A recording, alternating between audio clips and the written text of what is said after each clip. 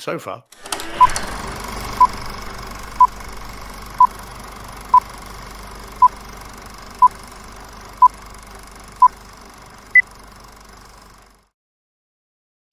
We are Brightside Home Theater.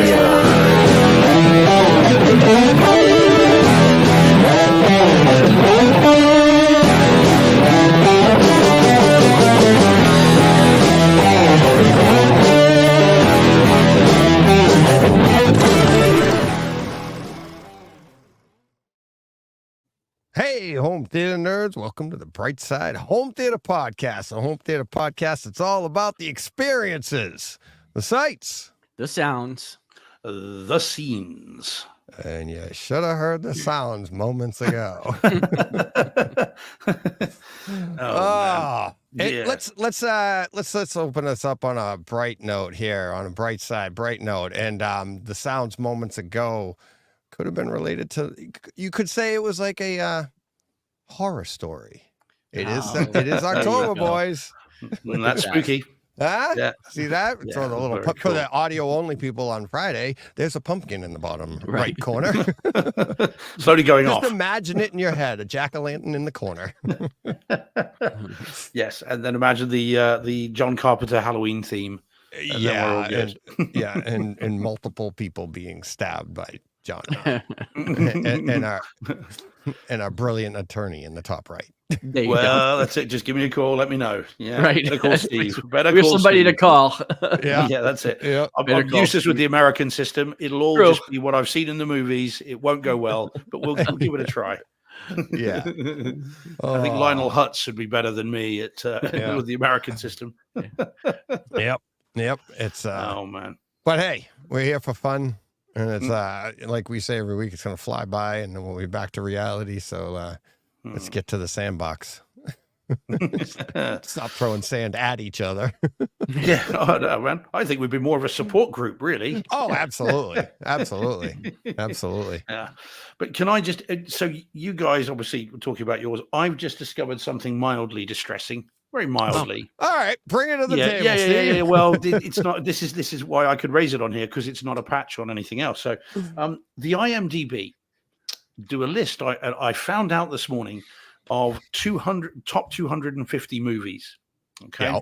And a friend of mine that I was talking to this morning was saying to me, he said, "Oh, I've seen about 150 of the 250."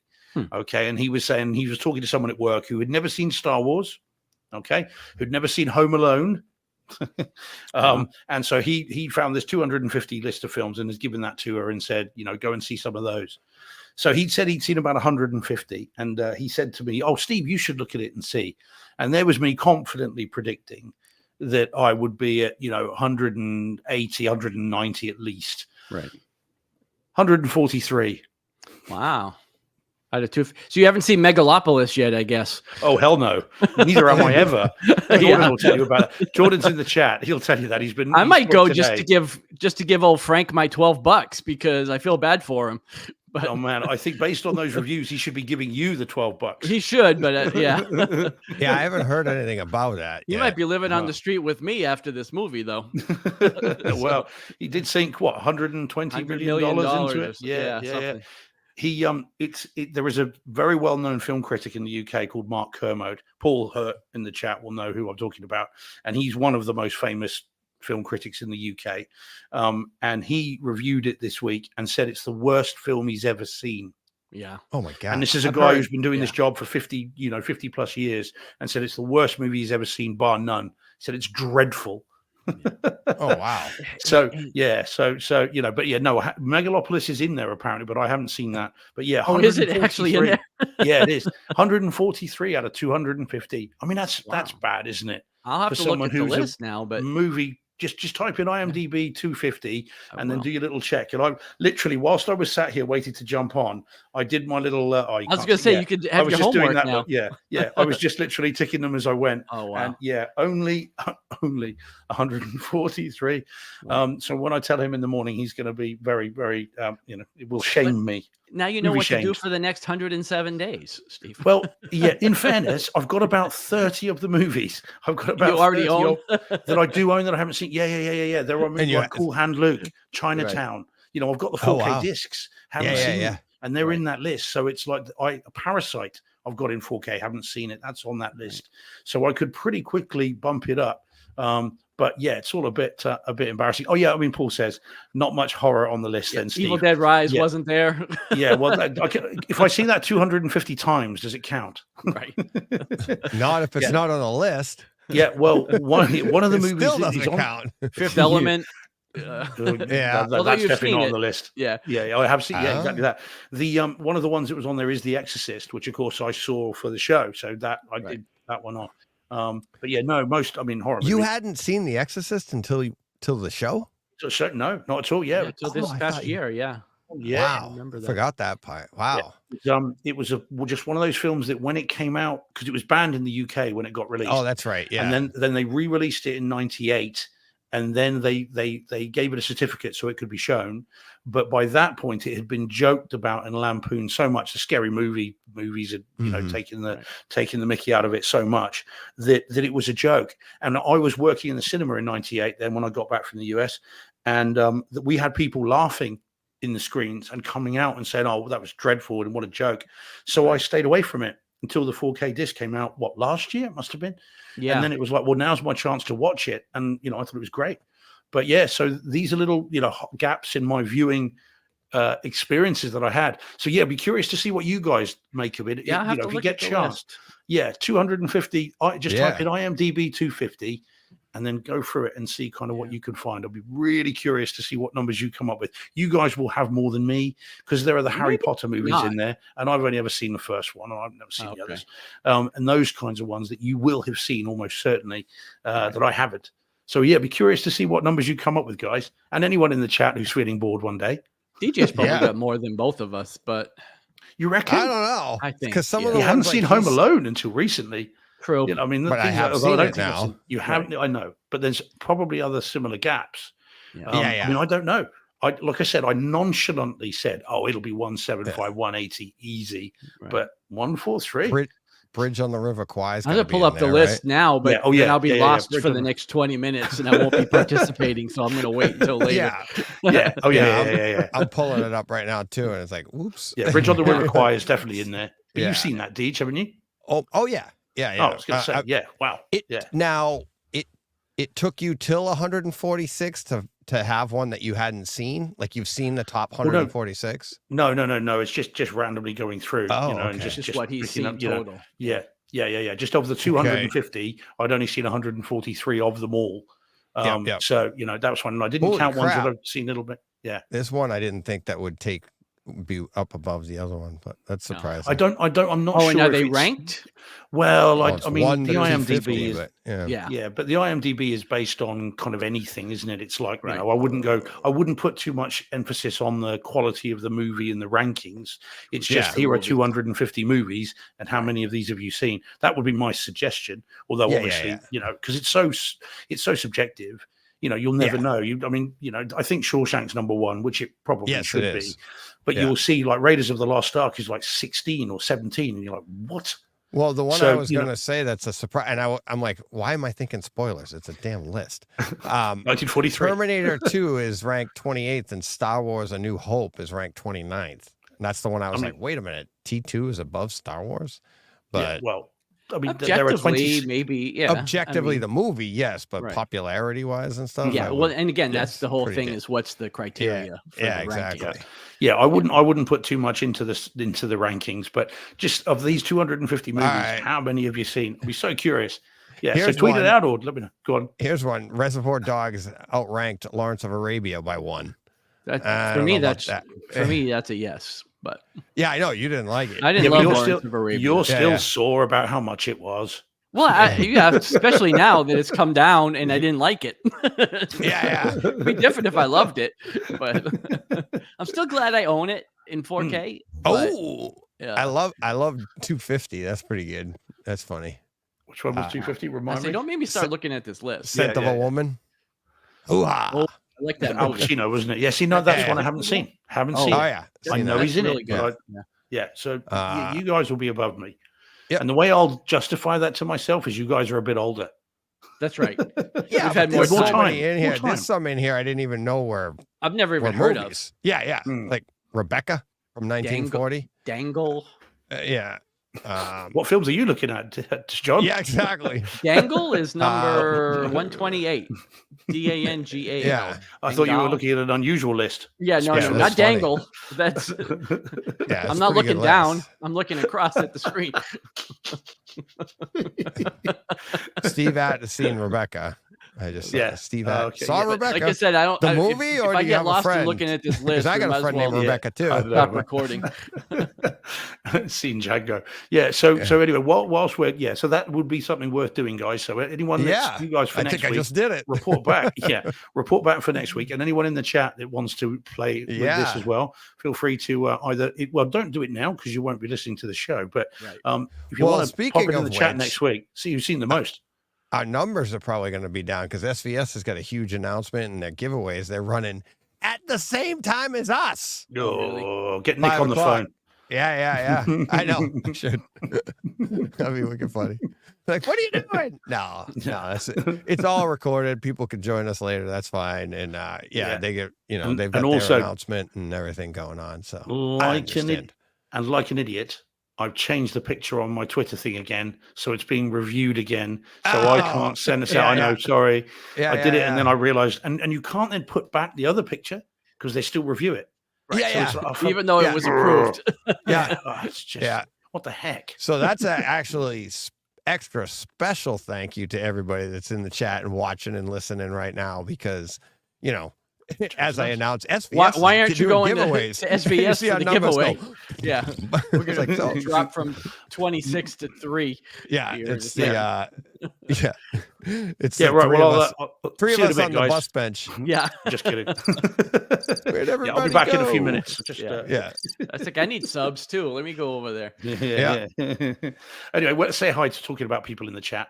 Let's say hi to who's in then. So local boy TSG. Hi, Bill. Was that's first it. In. No. Yeah, that's it. Yeah. Hi, Nick. So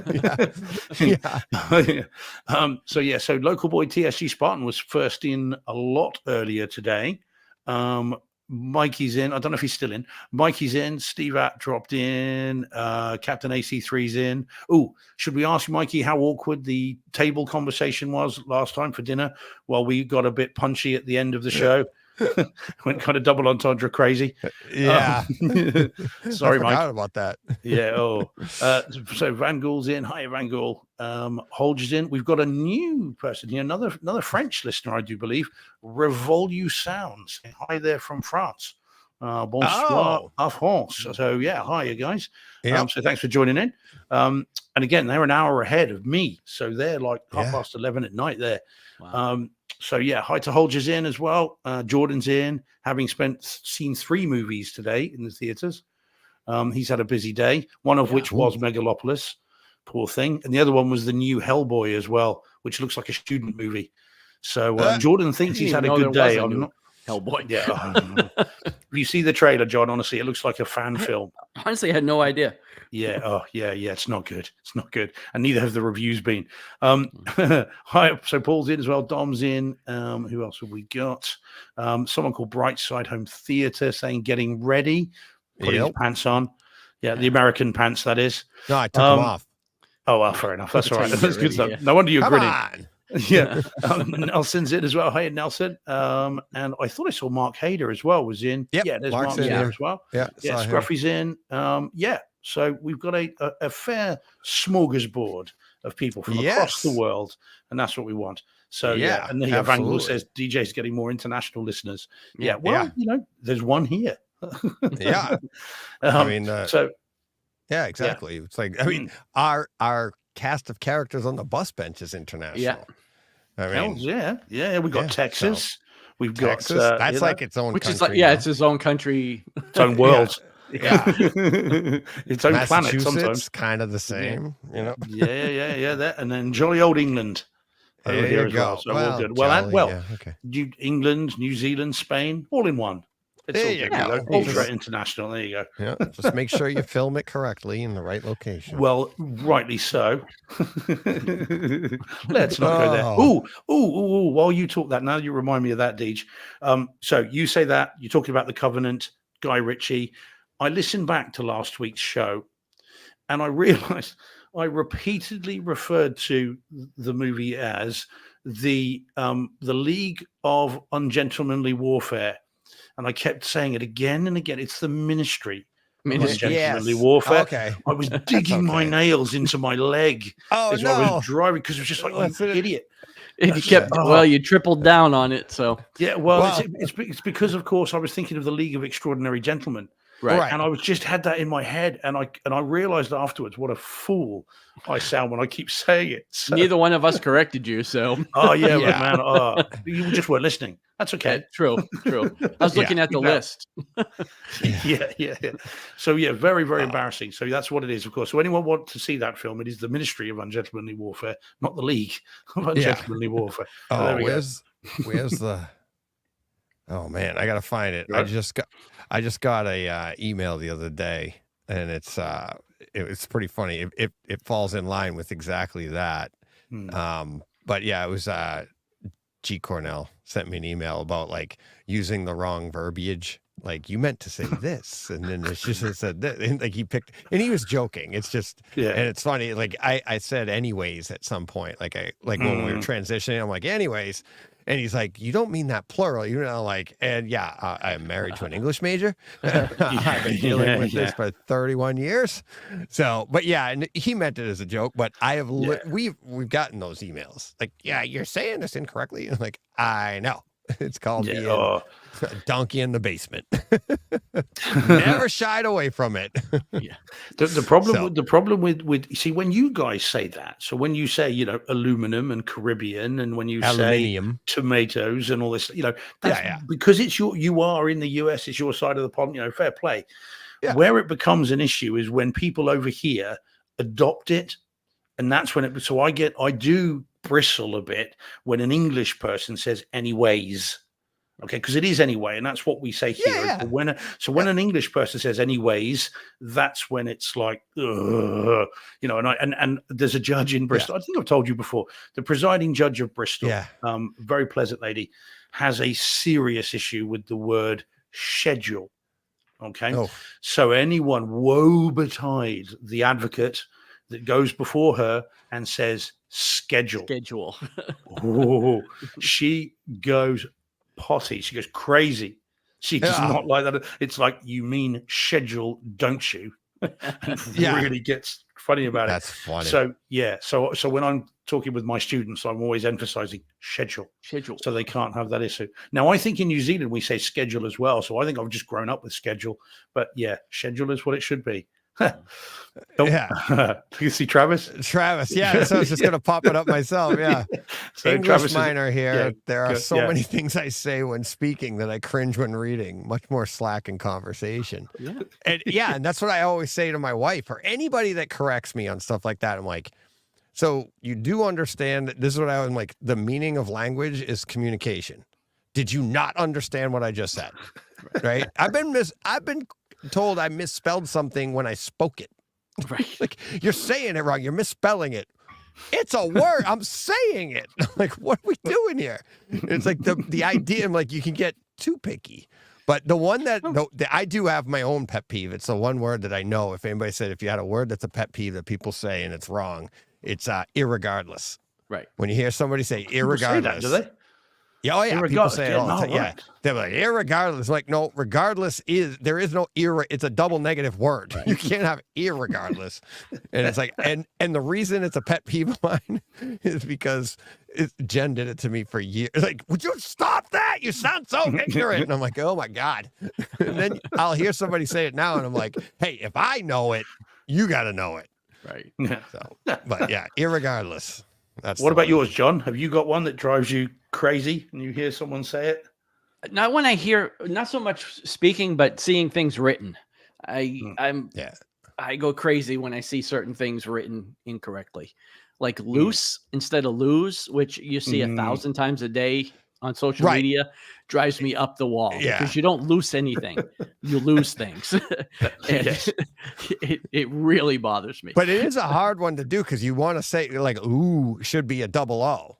Well, and spell correct doesn't fix it because they're both words. Right. I mean, they're both correctly spelled. They're just not interchangeable. Like, so I wrote one the other day. I'm losing my patience. And I wrote like T, like patience. Like I'm like, I'm a doctor. I'll just went out the window. If a doctor loses patience, things are not good. That's why my premiums keep going up. You see stuff like that. You're like, whoops. And yet I've got to say, of all the times we've encountered our little different words and different things that always kind of make us laugh, the coolest one by far, and what has it been, 2 years now? Just over 2 years that I've been on the show. John, with the first time you said y'all, I thought that was very cool. I came off right. I said to Cher, I just got y'alled. Like, how cool's this? Yeah. And it's so unconscious because when I moved here, I never thought that was a word that would ever come out of my mouth. Yeah. No, but you picked it up pretty quick. But it just like a couple years. I remember talking to you and you'd be like, y'all should come down here. Like we were talking on the phone, like y'all should come down here. I was like, what the hell did you just say? It's like a tick. I'm used to it now. Buries in. Oh man, it sounds so cool because I think it's in the water here. Yeah. But it's so synonymous with that part of the US as well. So to get y'all was very special. Genuinely, I was like, oh my God, it's amazing. Especially out of a Boston boy. I know, because it's not my native tongue. Where should y'all park the car? Yeah, exactly. You're about to get punched. Okay, now TSG, we have a result already, gents. Yeah, I saw that. TSG utterly putting me to shame. 208. So 208 out of 250. TSG, you're a legend. You need more hobbies. Yeah. You need to get out more. Exactly. I'm just jealous. Yeah. I'm just honored they're watching our show, or they're watching our show. Right. Yeah. Plus the other 42 from all that the are movies. Well, that is a hell of a score. 208. We'll be lucky to get close to that, I think. No. Yeah. Yeah, I won't come anywhere near that. I've already seen a dozen that I haven't seen, and I haven't even scrolled down the. Right. I think I've seen a dozen I've never heard of. Right. And honestly, there's a bunch of them I don't want to see, regardless.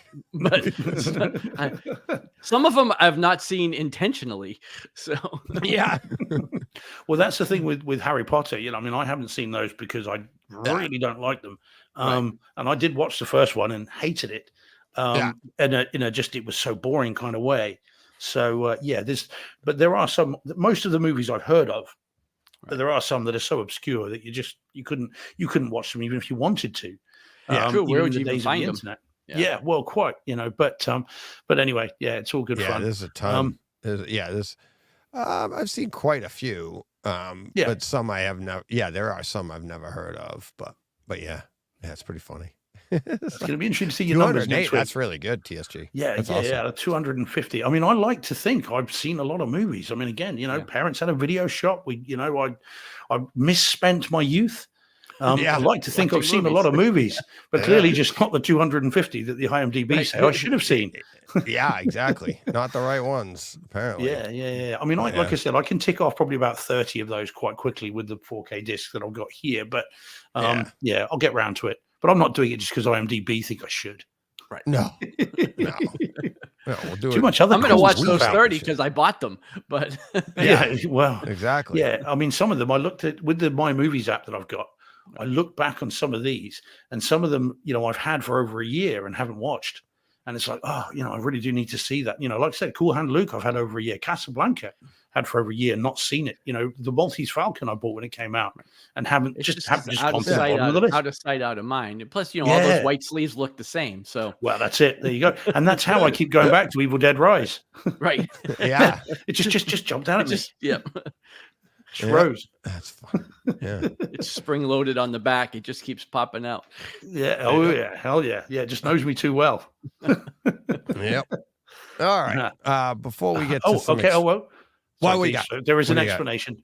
So TSG says I worked in a video store. You have to fill the day with something. There you go. I didn't know we had Quentin Tarantino listening to the show. It's very good. Yeah, exactly. That's nice. All right. A little update on the house. So I'll pull up some. Let's see. Here we go. Boom. So yeah. So that's what the door looks like. Last week I showed you, and now you can see I framed the doors. That door and the front door. You see the two front doors are framed. Yeah, cool. And they'll be painted the same color as the house. Yeah. And also, if you look closer, we've added gutters to the house too. Yeah. So we had that done this week, and the black gutters along the roof. You can't even tell they're there. It's awesome. It's like I pulled in. I'm like, did they put them up? But then the gutters coming down. Like if I zoom in like this, and you can see like the gray that they used is a little bit lighter, but I can shoot that. Literally take me an hour to do the front of the house and just shoot that to match. So I'll get to that eventually, but yeah. So that's whoops. Boom. When are you going to get the Roadhouse style sign, the neon sign, that just goes just above the door there, Deej? Yeah. Is it just a space there in that gable that's just screaming for a DJs? That's not a bad idea, because under it's all exposed underneath with tongue and groove wood and stuff, so I could hang stuff up under there, and like you come in and be like, you wouldn't see it from the street, but you'd see it like up on the corner or something. That would be pretty cool. Yeah, that would be pretty cool. They cost a fortune. I once was working in a video game store, and we had this. They charged by the inch.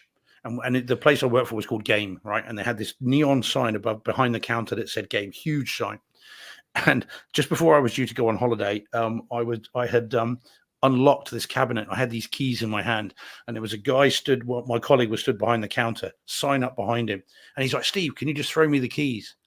And I'm like, now for reasons that I escaped me to this day, I thought it might be fun to drop kick them instead. So I just drop kicked these keys, and I can still remember the beautiful arc of these keys as they sailed over the head of my colleague, hit the sign, and the whole thing just smashed. Oh. It's about £2,000 worth of damage. Wow. And I went on holiday, and I thought, as soon as I get back, I'm going to be fired straight away. I mean, there's no way they're going to do that. And I got back, and the area manager was just like, no, it's all right. It's all insured. It's fine. I was like, well, that was nice of him. Yeah. I was convinced I was going to get the sack for that. Anyway, but they are cool signs, DJ. I'm thinking, DJs, DJs. Rest stop. Yeah. Roadhouse. Then I'd have to start like throwing people out onto my farmer's porch and like, get out of here. Like you wouldn't want to do that. Well, the list of suspects is getting longer by the day. Yeah, exactly. So, alrighty. What do we got here? You want to open with with this? Really? Straight in? Can do. It's October. It's October. We got horror. This is a good one to start with, no? Yeah. Let's do it. All right. Let's do it. Here we go. Straight in with a bullet. Okay, so this then is the brand new Second Sight release. And when I say brand new, I mean it came out here yesterday. And I don't think it's out there till the end of this month. The brand new Second Sight release of The Hitcher in 4K UHD and Dolby Atmos. However, I will give the public service announcement now. It doesn't default to Atmos. It defaults to 2-channel stereo. Oh, wow. So make sure those that are watching it, do your setup, check first, and make sure you go to the Atmos track. We talked about this movie last week, didn't we? So we all think this is a classic, I believe. Yep. Yeah, we've all seen it. Yeah, not seen it for a long time. I hadn't either. And so, this is the first time seeing it for a long time. And it is, I think, a movie that is pretty close to a masterpiece in terms of a suspense thriller. It's only an hour and 37 minutes long. There's no fat on this at all. It's just straight into it. And I think it's pretty close to a masterpiece. Interestingly, we've been talking about IMDb. What do you think its score is on the IMDb out of 100, guys? Bear in mind, we all say it's a masterpiece and lots of people agree. What do you think its score is? Without checking, no cheating, anyone? Yeah, I'm going to guess low. I'm going to guess lower, though. 62? 62? Yeah. All right, lower to that? 57. Oh, yeah, Price is Right? Yeah. $37. $1. 37. 37. It's red. Wow. Yeah.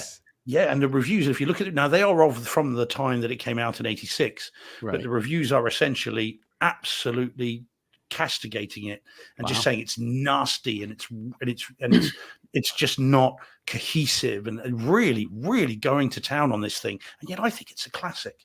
And I think most people that I speak to agree. So, I mean, I know I sound like a certain politician when I say people are saying, tears in their eyes. Sorry. Anyway, grown men are telling me. We had the biggest crowds watching this movie. Exactly what you said.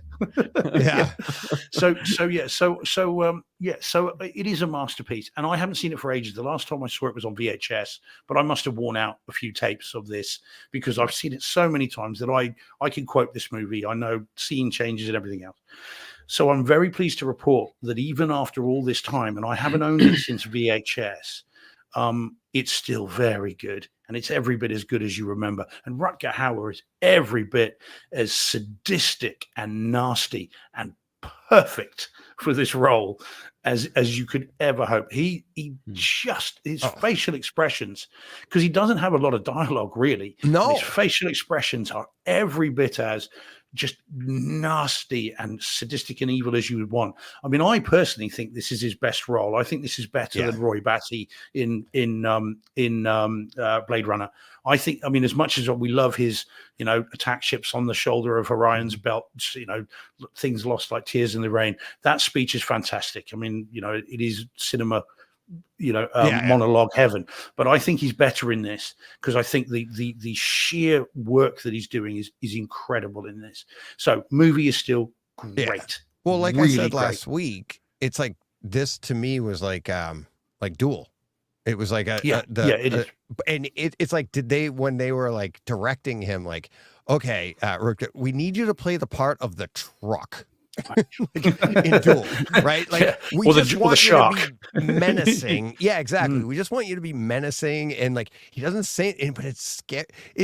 And like you said, like the shark, like the unknown, like he just doesn't say anything. Like I remember just being scared out of my mind, and I'd seen the movie so many times, and you sit down to watch it, and you're like, oh my god, Well, you see, now what I would say is, and I get that would make sense, wouldn't it? Be the truck, be the shark. It hadn't come along yet, but be the T-Rex in Jurassic Park, And yet, I think this is way more sadistic than that because you look at the scene when he's again, I mean, spoiler alert, but when C. Thomas Howell is just breaking down in front of him, and look at Rutger Hauer's face. The look on his face is just sheer sadism. I am enjoying how silly you look. Look at what I've done, and just this mocking, smiling look on his face is pure sadism. It's fantastic in the film, and as I said, that hasn't changed. It's not lost any of its horrificness. It really hasn't. So that's great news. So now the video. So it's in 4K. Now, John Thompson, I don't know if John's in the chat. John's got a different view of this. John's not very happy about this release, and he's been all over Twitter saying it today, and tweeting Second Sight directly and openly, saying that he thinks this version is no better than the new stream that's come out. And he's saying he's not happy. It's not a full 12-bit Dolby Vision master. Okay, so that's what he says, and we know John's an expert. I'm not about to second guess him. So all I'm going to do when I talk about it is talk about my experience and what I saw and what I thought. All we can do. As we can do. Yeah, there you go. Just in case John is listening. So now the first thing that struck me about this, before I even talk about the colors and the detail and everything else, I don't think, and you got help me guys if I'm wrong on this, but certainly in terms of the UK, and Paul Hurt in the chat, you can help me with this as well. I don't think this movie was ever released in what would have been widescreen on VHS. I think it must have been pan and scan. One, because I don't remember it in widescreen. And in 86, when this came out, and then the home video release, they weren't doing widescreen and pan and scan. It was all pan and scan. And because this never came out, I don't think on Laserdisc, I never saw it in DVD. I never saw the Blu-ray. So this is my first time watching this in its proper anamorphic scope. And it is 235, so it's wide. And boy, oh boy, is this a movie, which bizarrely, because a lot of it takes place in cars and interiors, this is a movie meant to be seen in anamorphic, widescreen 2:3:5 ratio, because boy, oh boy, oh boy, oh boy, this is how you should see it. And there are a number of shots in this where there are characters on the edges of the frame, and the pan and scan version would have either just cut them off entirely and just showed you the middle, or it would have panned and scanned. There's a shot where C. Thomas Howell gets into the truck, where they have their talk about Rutger Hauer not putting down his foot in the truck because of what will happen. And they are at the edges of the frame. And so if that's looking at that again, now you can see the whole thing. All right. There's so many shots of the highways in daylight where you can see the cars coming down the road, and they look fantastic, almost three-dimensional for a movie from 1986. It looks really good in my view. Okay, albeit, I know there are others with other views. Yeah. But it starts off obviously at night. There's a storm, so it's very, very dark. But the black levels look great. They're really inky. They're not grey. There's a little bit of crush probably, but that's going to be within the source. I don't blame Second Sight for that. But the reds of the Hitcher logo and the credits are glowing in that kind of really threatening red color that only, it seems, HDR and 4K with the wider color gamut seem to be able to do. So you get this lovely threatening red, and then after the night you come into the day, and then you just get these beautiful vistas of the desert as they're driving through. I was very, very, very, very happy with this release in terms of how it looks. I personally can't fault it. Personally, but then again, I'm remembering it from VHS days. But I think this looks about as good as you could reasonably hope for. So that's great. So then the Atmos track. Now it says it's Atmos. I've got no reason to think that it's not. Bear in mind, this was a low budget movie from the 80s, and I think there's only so much they can do with the audio on this. It's certainly not reference. You're not going to go, you're not going to bring your neighbors in and go, get ready for this. It's not quite like that, but it is perfectly what you want for a mainly dialogue-driven film. It's fine. There are action scenes, but not lots. It tends to be quite quick. There's an explosion which looks great, but doesn't sound enveloping. The room does not shake. You don't get any of that. But you get, but it's fine. You get cars zipping past and they move around the room and it's okay. But I think it sounds kind of how you'd expect it to sound. It's not going to, better that. But boy, oh boy, anyone listening to this or watching, if you haven't got it and you like the movie like what we do, then this is one to put on your list and pick up, because I think it's great. And the Warner Brothers disc is coming on the 22nd. In 3 weeks. Exactly that. Yeah. So yeah, I'm hoping that if it drops on the 22nd, I'm hoping it also will drop on Kaleidoscape at the same time. But Warner's is coming with Atmos for native 4K resolution. So that's native. So yeah. We'll see. Well, there we go. Yeah. Well, quite. TSG says it did get a widescreen release on VHS. Oh wow. Okay. I never saw that, because I would have remembered how different this looks. I want to say I saw the widescreen on Laserdisc. I'd have to go through my laser, because I know I have it. I'd have to go through my Laserdisc and check out what the aspect ratio was on that. Yeah. But I don't remember ever seeing it in widescreen. And again, as I said, it was quite jarring. And in fact, that shot there, that picture there shows one of the widescreen things. You've got the car there, and then on the far left, you've then got Rutger Hauer. There are shots that are at the very extremities of the frame. And I would have remembered that. I'm sure I would have done. It could be. I'm now just seeing it on a much bigger screen and much better quality, and that's what I'm seeing. But I don't think it is. I think I would remember it looking differently. So yeah, I think most people will look at this and be like, wow, okay, this is a different experience of a great movie. And aren't we lucky? Are we living in these halcyon days of 4K discs that we get movies like this? The studios will spend the money on them, because who else remembers The Hitcher enough to spend that kind of money on spending 2 years remastering it, just for enthusiasts like us to then get very excited about? Well, some of us. Yeah. So, but no, I think it's great, guys. Don't hesitate to pick it up. Is my advice. Oh, yeah. If you're in the market for it, it's a great trip down memory lane, and still feel very sorry for poor Jennifer Jason Leigh because she had a stomachache after this. I'm fairly sure. Yeah, I bet. Yeah, this. Yeah, I haven't seen this in so long. I can't wait for it to. Poor yeah. Same. As he's saying to say, I only saw it because my girlfriend saw it first and was freaked out, and I wanted to know why. Yeah. I think Paul and I talked about that once. I remember hearing that from him. I think we've already talked about it. I don't know if it was on a show or not, but yeah, it was that was one of my all-time favorites from the 80s as a horror movie, and just because it was that suspenseful and now I can't wait to see it with today's tech and today's resolutions, and not on, like John and I said last week, like not on like a 20-inch, regardless if you had the right aspect. Even if I had the right aspect ratio on Laserdisc, it was still only at best a 32-inch television. Right. With the right oh yay, look, letterbox. Great. It's like my 32-inch just went down to like this, 25 whatever. Yeah. Well, this is the way to see it now. I mean, it's great. And again, Rutger Hauer's facial expressions being what they are, now writ large. It's great. It reminds me. I feel like it's going to be like when I watched Silence of the Lambs, and seeing that redone in 4K on the big screen, and you're like, I hadn't seen it in years like that, but just how important those close-ups were.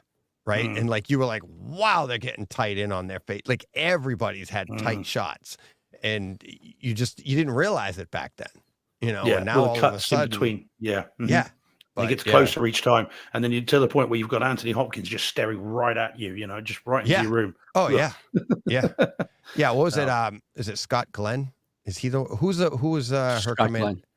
Scott Glenn was the thing. Yeah. Her commanding officer boss, or whatever. Yeah, her boss. And you're like, the tight shots on him. And then they would go to her, and it's like, you knew that when they were shooting that, they're like, here's the aged veteran, and here's the not even a rookie yet, because she's a cadet. She's not even in yet, right? And the lack of wrinkles, and then the textures in his face, and you're like, and then like I said in the show, like the green that she was wearing, the textures in that, but those tight shots, I was like, it was just so like jarring. Like, how did I not remember this from? The only way you would know that stuff is like when you saw it in the theater back then. And I feel like that's what this is going to be like, just hearing your description, Steve, and seeing Rutger Hauer's like face acting, and just like we talked about last week. This is a kind of movie you could talk to him for hours about. So much you want to know. What did they tell him? How much of this is just him going off the wall? How much was in the script? How much, just it'd be fascinating to do. But it is every bit as good as you remember. That's what I'm very pleased to report. So it's great. It would be like, it would be one of those movies that like you went back and watched and went, your memory, it was like, it didn't live up to the hype. Oops. Yeah. But it's Conan. Because I didn't want to say it. I didn't want to say it. I'll say it. Yeah, exactly. Exactly. So I've got to get that 4K disc. I need to get that and see that again. But it's as good as you remember it. That's probably the best thing I can say about it. And it's a great presentation in my view.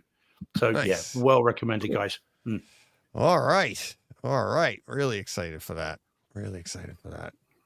What do I got? 2 weeks, 22 days until that one drops. 3.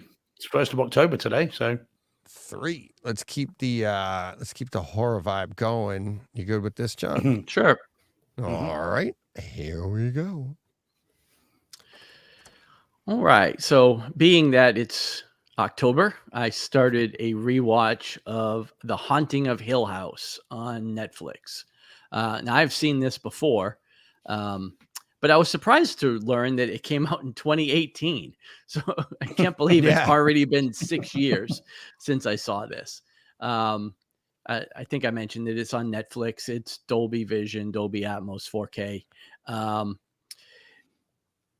Neither one of you have seen this, right?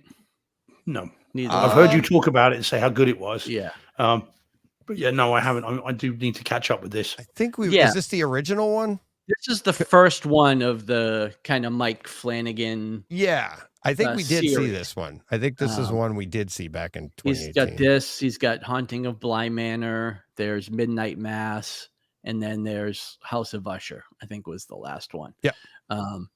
But yeah, so like I've mentioned, I've seen this before, but this still holds up. I'm about 5 episodes in right now, and I'm really enjoying it the second time around. Story wise, this is excellent. I'm not finding it. Maybe it's because I've seen it before, even though like I said, it has been a while. I'm not finding it quite as creepy as I did the first time around. It still has the requisite jump scares, as you're going through it. But Atmos and picture wise, this thing is still great. Especially the Atmos here. The sound really stands out, as it does in any show or movie like this, because there's just no shortage of creepy sounds that they put into these things. But every speaker is working here. One of the episodes I watched today, right in my ear, I could hear like the clock ticking as the scene was going on. There's voices behind you. There's creaks and you name it. It's really worth a watch. Like I said, if you haven't seen it, it's definitely worth it. And home theater wise, it still holds up. It's really, really solid for a streaming show. I would love to see some of these things show up on 4K disc, because I imagine they'd be even that much better. But I'll probably go through the whole series of these shows throughout the month and have them for the next couple of weeks. But yeah, like I said, if you haven't seen it, it's well worth watching. This is a retelling of this is based on a book, and I think there was a movie years ago called The Haunting that kind of told a similar story, but this is obviously stretched out over 8 or 10 episodes as opposed to a 2-hour movie. So there's a lot of story here. But yeah, like I said, highly recommend it. It's really, really good. So, oh, cool. Yeah, that reminds me. Sure we saw that one. Yeah, it reminds me. I haven't finished off the Raven thing. What was the one? House of Usher. Yeah, I haven't finished it. Yeah. I've got a couple left of that. I think I might rewatch that again. Yeah. It was very good. I was really enjoying it, but I never finished it. So he works with the same cast in all of these projects. You see the same people over and over again. I think this one here on the far right is actually the picture's a little blurry, but I think that's his wife, Mike Flanagan's wife, and she appears in all of the shows. But Henry Thomas is in all of them, and you see them over and over again. So, yeah. Nice. Thanks, Van Gool. Yeah. Right, bye, everybody. Thanks. Yeah. We're going to go drive 27 down to 2. Yeah. 27 in a row. I did. Yeah. Yeah.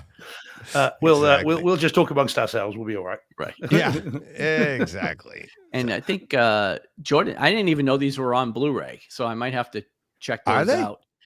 Jordan says he's got Hill House and Bly Manor on Blu-ray. I personally think Bly Manor doesn't get talked about nearly as much as Hill House. I actually like that one more. I'm looking more forward to rewatching that one because I like the story more. But yeah, I'll have to look at those. What would you say though if they're on Blu-ray? I don't know if they would have Atmos. Is the question? Or Netflix streaming 4K Dolby Atmos. Yeah, it's a tricky one, isn't it? It's kind of like what do you do? I mean, my experience, the Blu-ray and the sound of the Blu-ray is better than the Atmos and 4K stream. Probably right from what I've seen. If they've done correctly, right? Because we've talked about different Blu-rays that are. Well, yeah. Yeah, you would hope, but it'd be interesting to see. But so he says that their HMV exclusives on Blu-ray here. So HMV is the last of the physical media retailers on the high street. Yeah. So, but if they did that here, they're not going to have gone to the trouble of only doing it in the UK. So hopefully there might be exclusives over there, whether it's Walmart or hopefully not Best Buy. But those kinds of things. Yeah. Fingers crossed. Yeah. Haunting of Hill House. Yeah. All right. I'm coming in with this one. Blu-ray here on Amazon, $23. So it's not cheap necessarily, but they what's do have it. And what's the audio? See if it audio. Well, let me see. I have to look. Mono. Where are the specs on it? Let's see, 9 hours. Okay, The Haunting of Hill House Blu-ray Director's Cut, Dolby True HD 5.1. Okay, I don't see where it is, but 28 extended Director's Cut though, John. Ooh. And Dolby True HD, it, like I said, compared to the Atmos stream, they're probably it's probably going to be more dynamic. Yeah, it's probably better on disc. Yeah. Here's The Haunting. That was Catherine Zeta-Jones. This is kind of the same story. I thought it was her. Yeah. 1999. Right. Yeah, 99. I think it came out. I think it was. Yep. Oh, and here's the Blind Man Blu-ray. It's also $25 on Amazon. So they're here, but they're not necessarily cheap. Mono audio, left surround only. EX sound. Hey. But now you can get but there's a collection on Blu-ray. You get both of them for $33. So that's the way to go, because it's like $17 cheaper. Yeah. Christmas list. Yeah. That's going right in the cart. Yeah, there you go. The 2 series collection Blu-ray. But is it the extended though? Don't know. I'm sure this is fascinaking. Man reads. It's fascinating. It kind of is, because people are like, all right, let's if they're interested in it, it is fascinating. Yeah. If they're looking those for Amazon stamp links collecting, set up, this isn't the podcast for them. Just whilst you're doing that, guys, I think we've got someone new, Charles Nicholson. Hey, Charles. Hello. Hey. Thanks for saying hello.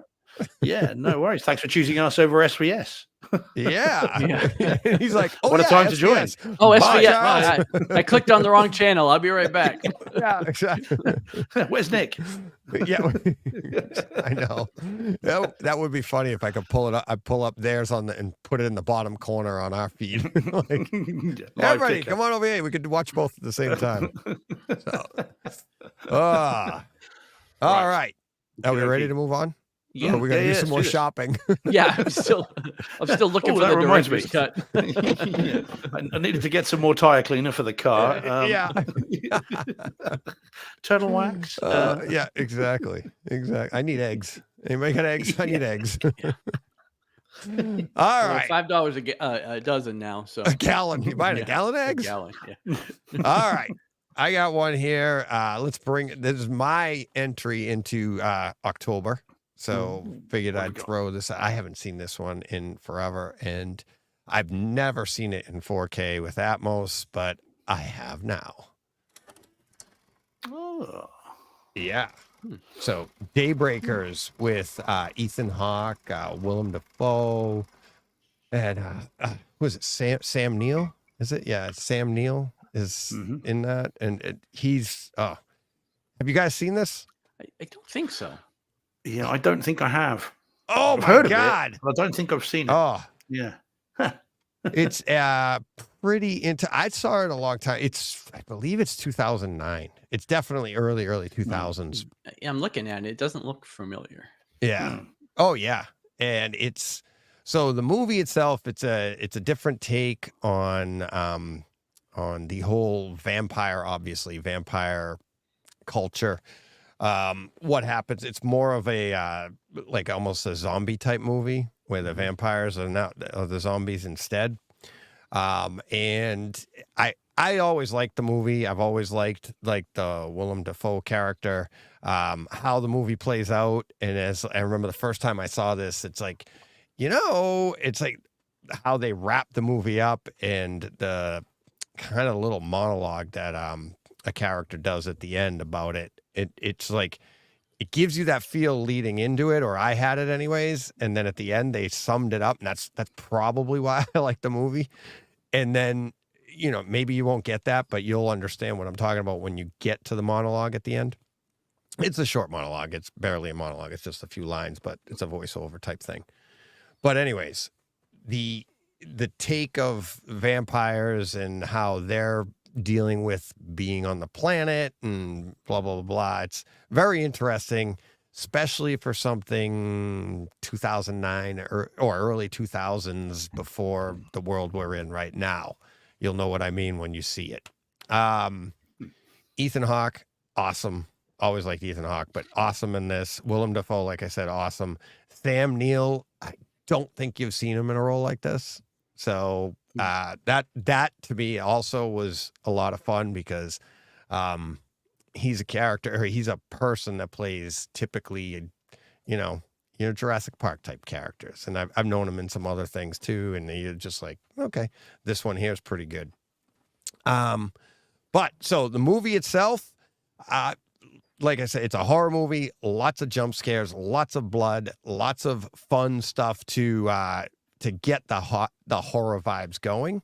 But, I can't say that everybody's going to be like, oh my God, it's a must own. You must have that movie. But I think it's definitely worth checking out. It's on IMDb. I think it came out. It's been out since, I want to say, I looked it up like 2018. I think it came out maybe on 4K. So it is available. If one of you guys wants to look that up on, I forget what it was, but it's readily available. Daybreakers. Should be. And Daybreakers. Not in the. Oh, actually, yeah. No, it's not available in the UK in 4K. It's on Blu-ray in the UK, but on Amazon you can import it for £25 from the US. Yeah. All right. So it's $20 here. Yeah. $20 on Amazon. Yeah. 4K. Upscale 4K, Dolby Atmos, and let's talk about the upscaled, because I didn't know that until I just saw it now. But what I have on the Kaleidoscape is it was awesome.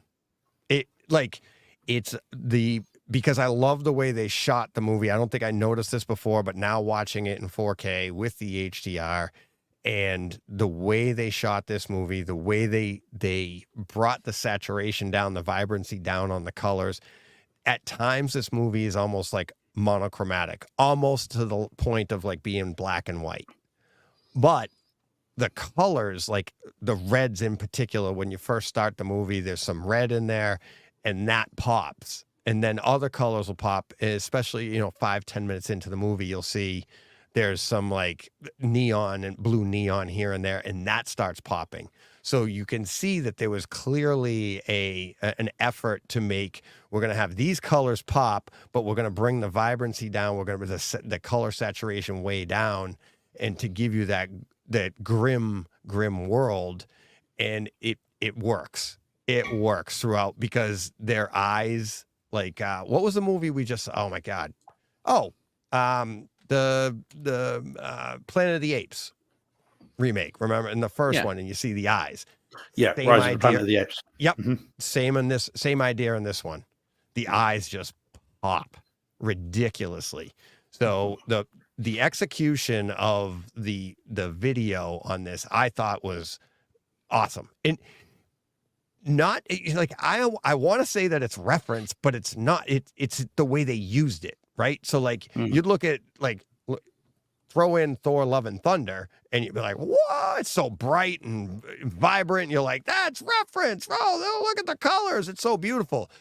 But you could get the same thing. To me, doing what they did here with Daybreakers is just as much of a reference to it, because they're using this tool in the opposite direction to give you a feel, to give you an emotion.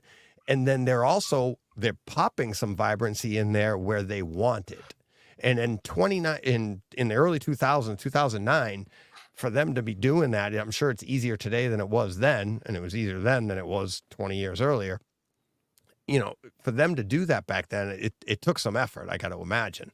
So really, really enjoyed that. The picture, the audio, it's Atmos. A lot of jump scares.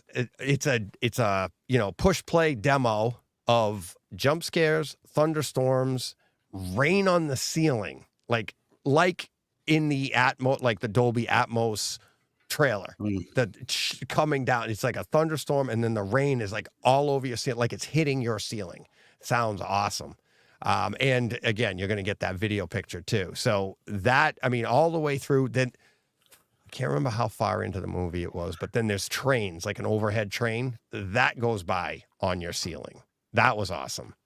I actually took some timestamps at 31 minutes and 30 seconds.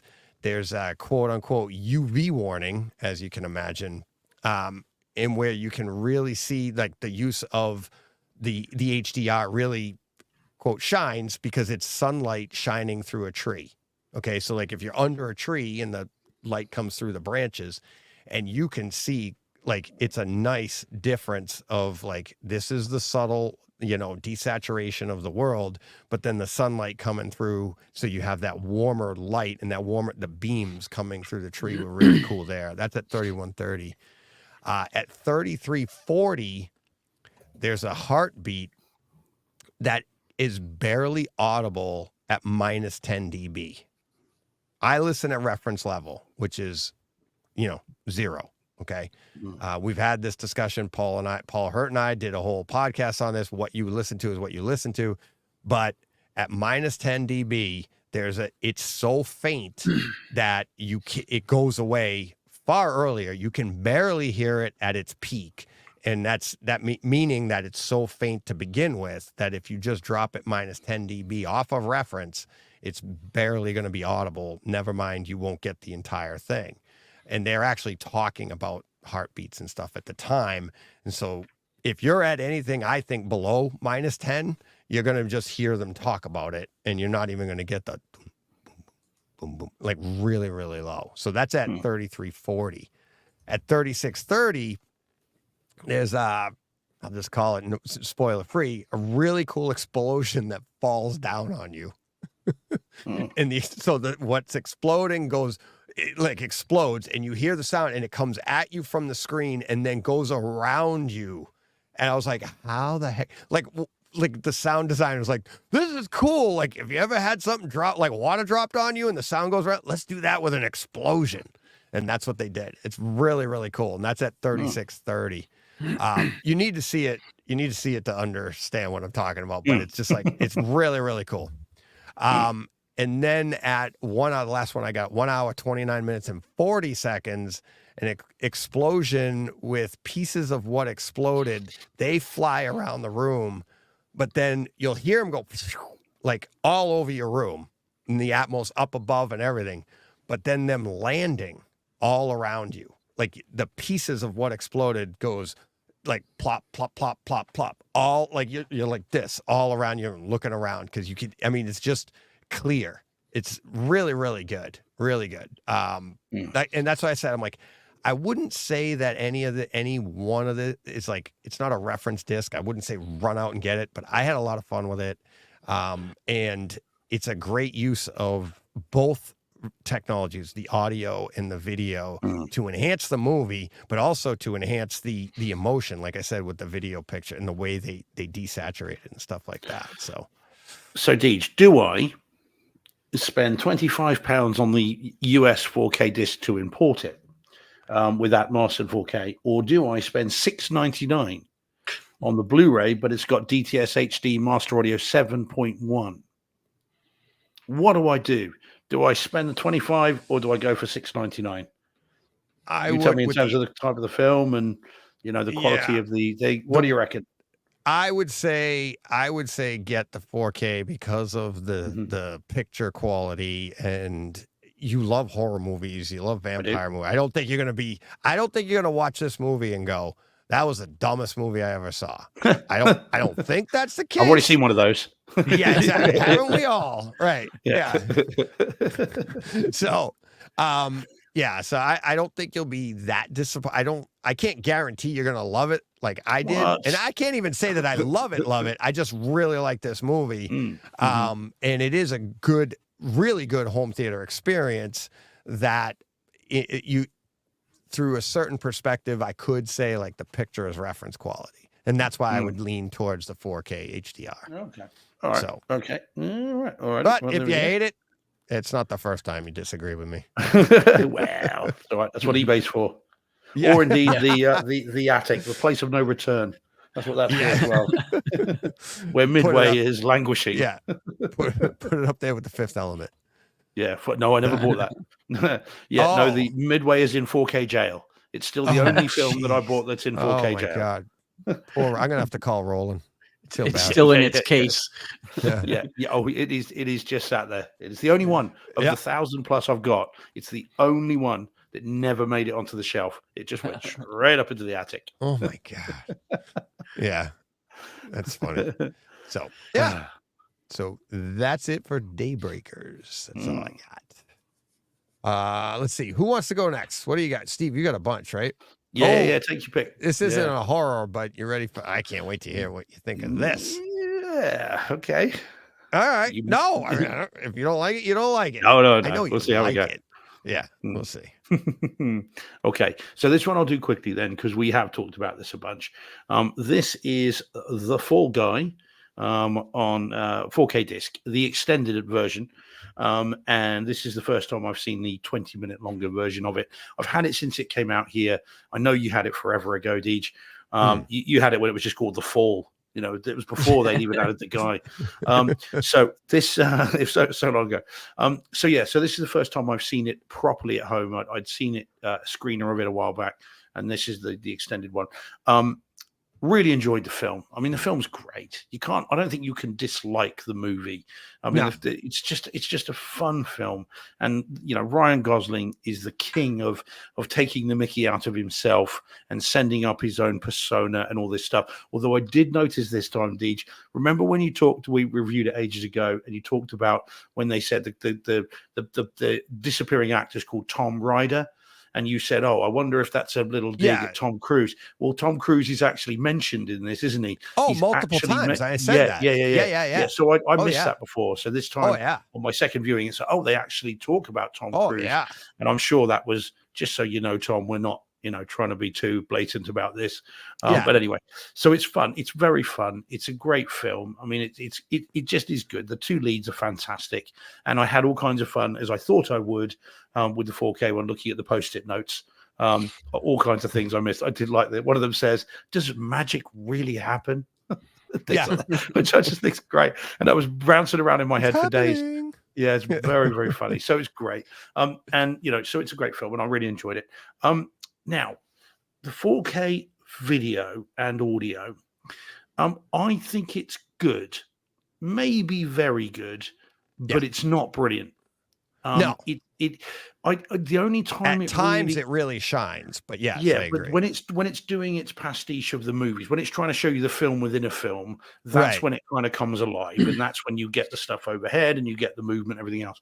But I think otherwise, it's just a rom-com. I think other than in these little sequences, it's a rom-com, and that has all the drawbacks of a rom-com. So you don't get, blistering bass. You don't get, room-filling sounds. You don't get this stuff. I mean, some of the musical things do that a bit better, but I think generally it's just it's good or very good, but it's not, bearing in mind some of the quality of the discs we've had recently, I was a little disappointed with it in terms of I just wanted it to look sharper, and I wanted it to be just balls to the wall kind of action, and envelopment, and I just didn't get that, and so I was a bit disappointed with the disc a little bit compared to what we've been watching recently. But it's a great movie, and this is the way to own it. And so I was at the end of it just a little bit like okay. Yeah. I've been really looking forward to this. And that's what I said too, though. The only thing is I all the way through the movie, I was like, it doesn't really have a lot home theater wise until you get to the final action sequence and the explosions.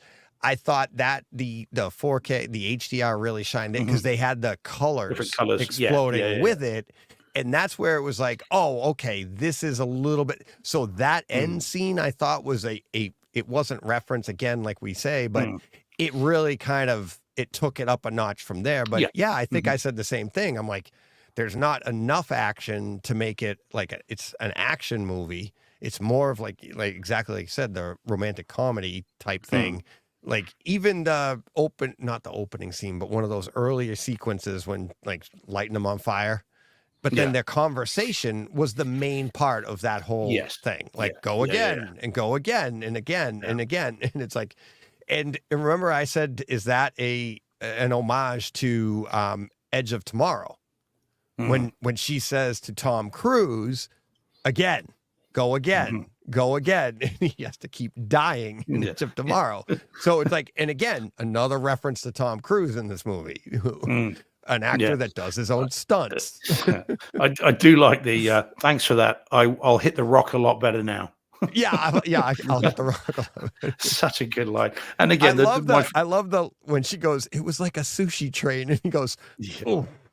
Yeah, he's gonna be sick. It's awesome, right, ladies? And all the girls like, yeah. And also the bit in the truck bit. Have you been crying? I love that. That's very funny. No. Taylor Swift thing is great. He's just like this. Oh my god.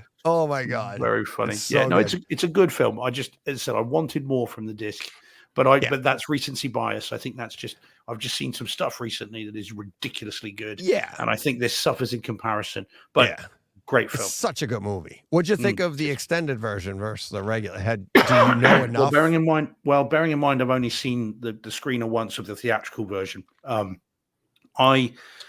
think I spotted new scenes, but I couldn't swear to it. There wasn't enough in there with only having seen it once that I could go, well, that's definitely new. That's definitely I could tell there were little bits here and there. The unicorn chase scene, it's not a spoiler. But, that one's quite longer. Oh, but then throughout funny. it, there's a lot of like extra lines, like that meeting at the when Emily Blunt and Ryan Gosling are talking at the desk, remember, and in the hotel, and she meant that's extended a little bit. She says a few things there that aren't in the original. Like I would have been good with the poopy stuff. Remember, I'm sure you heard that line. Yeah. It was pretty funny. But there's a lot of little things like that just add to it. And then, like I said earlier, that there's at the very beginning, John Thompson and I talked about it. It actually changes the meaning of that first stunt scene that they did, because they elaborate on what he's thinking. And in the original, he's like, oh, the sand's too soft, and it comes off as like he's just scared. Yeah. When you see the extended version, you see that's not the case. He's not scared. He's accurate. And it makes that scene a lot better. And because it gives more information, his lines give that more information. So, although one wonders if a rom-com should ever be 2.5 hours long. I enjoyed it. I like it. I mean, it does go did think that one chase scene was too long. I could have done without that, but all the little lines, like maybe instead of adding 20 minutes, they add like 15, in those little lines that add to the movie. I didn't think the extended chase scene doesn't really add to the movie because it's still a chase scene. And now you're just like, oh, okay, they're falling off of that bridge. Oh, okay, they're going through that house. Oh, they're doing this now. Okay. And it gets like what you guys were saying about John Wick 4, like how many times are you going to get shot before he gets up those damn stairs? So same thing. Yeah. Too much of a good thing. Yeah. Too much chocolate cake. But great. Yeah. But really good. Really, really good. Just not, it suffers a little bit with comparison, but yeah, really good. Yeah. So, all right. Okay. John, you haven't seen it at home yet, right? No, just in the theater. I don't own it yet. And I won't, it's on Peacock, but I've kind of stayed away from it because I want to wait for the disc. Yeah. Right. I think it's worth it.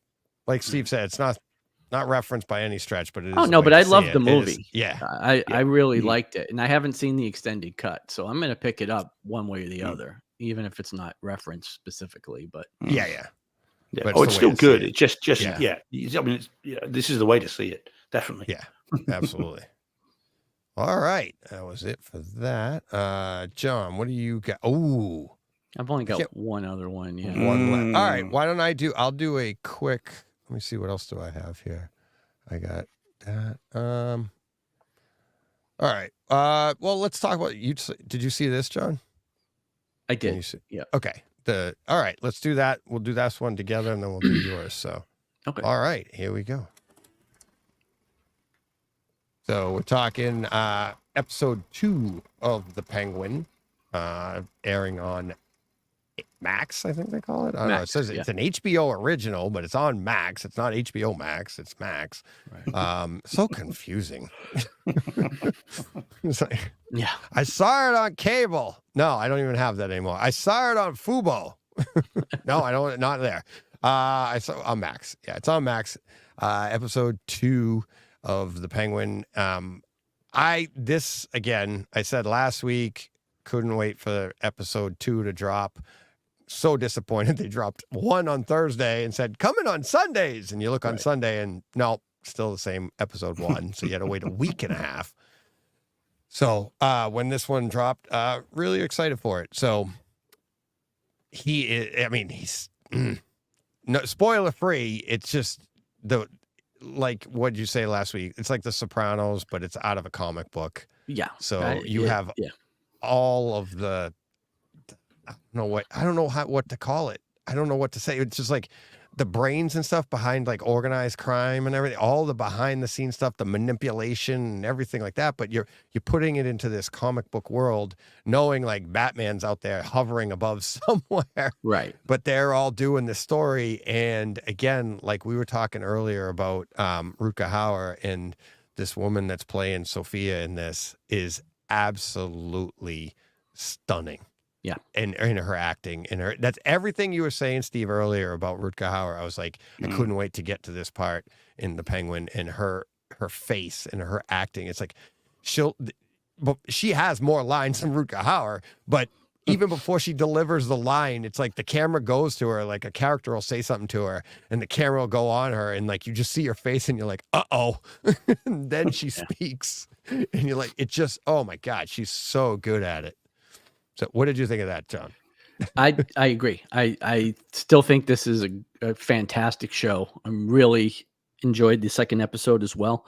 To go back to a little bit what we were talking about last week, I would be shocked if we got any mention for the rest of the season of Batman or any other villains, though. Like, this is absolutely a grounded crime show. Now, I have heard that the finale of this is supposed to bump right into Batman 2. Whether that's true or not, I don't know, but that's what I heard. Kevin Smith or somebody was talking about, but this just does not feel like we're going to see the Joker or Two-Face, because again, take the name Penguin off of this, and it's just like The Wire or The Sopranos or any other very grounded crime series. They did call him Penguin disparagingly in this episode, but I mean that's not even his really what he goes by. Like, the character doesn't like being called that. It's an insult. And so it's not like he's running around calling himself the Penguin or anything like that. It doesn't feel like it's necessarily a comic book show, right? But it is fantastic. And Sophia is fantastic. The picture, I think, like I said last week, it's like when you jump right to the Batman, it doesn't hold up to that. It is streaming, but it is really good. I mean, again, kind of like Daybreakers, it's like you really do get the feel for Gotham. You get the feel of the underworld. You get the feel of all of this. It's very dark, ominous. There are some bright scenes, like one in particular in this week's episode where they're inside and there's a big bright window behind him, so like you could still see the detail in his coat, the detail in the texture, but now you have that bright light behind him, so that's HDR right there. And even on streaming, it's like you're still getting that. That's something that even in real life it's hard for us to do. Somebody standing with, silhouetted by the sun, you're like, I can't see you. But here you can't, the way they shoot these. But the audio, same thing. So it's not really a home theater movie. It's not like you're going to I do recommend seeing it in your theater or whatever you're using. It's like, and the best possible light, because it's that good of a show. But it definitely, you can watch this in the living room if you want to, but it is enhanced a little bit, but I wouldn't say it's greatly enhanced by seeing it in your theater. Yeah. Again, I was to say, because going back to myself, like I mentioned last week, I don't even have upgraded Macs. So, I mean, I get the benefit of the size because of my projector, but it's for me, it's 1080p and 5.1. So, but it doesn't, again, it doesn't suffer for that because, like you said, even though it is, there's guns and there's shootouts and there was like a bit of a car chase and things like that in this episode, you don't feel like you're missing out by not having at least I don't, by not having the Atmos or the 4K.